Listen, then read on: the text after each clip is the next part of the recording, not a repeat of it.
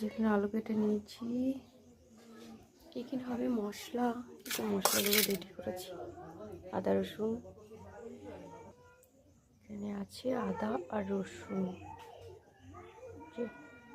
এখানে কেটেছি আমি হচ্ছে পেঁয়াজ আর শুকনো লঙ্কা বেটে দেবো। আলু এখন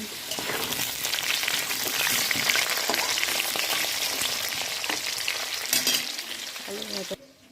এখানে ভাত হয়ে গেছে আর এখানে মশলা রেডি করছি আমি, যে ছিলে বাটছি। এক এক করে মশলাগুলো রেডি করছি।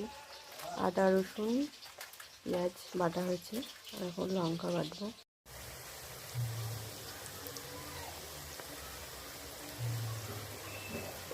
পেঁয়াজ ভাজা হচ্ছে, পেঁয়াজটা ভালো করে লাল লাল করে ভেজে নেব।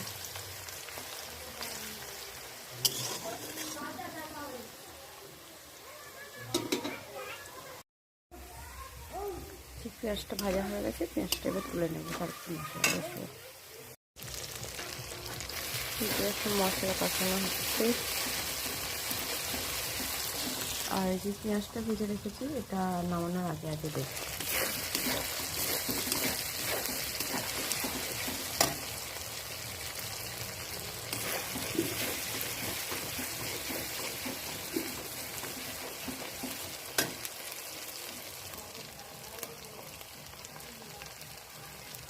এখানে এখন দেব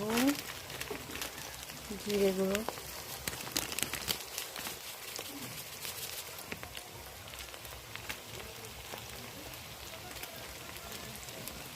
হলুদ গুঁড়ো,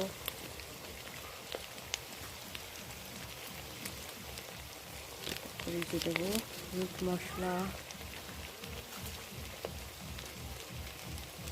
একটুখানি দিয়ে দেবো গরম মশলা।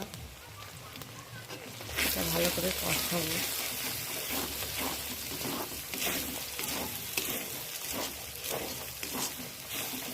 আমি একটু জল দিয়ে দেবো।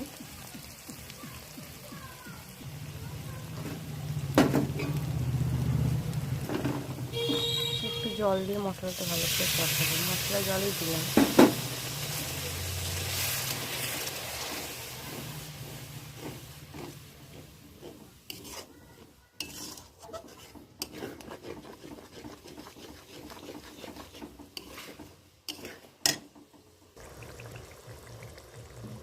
পরিমাণ মতন লবণ,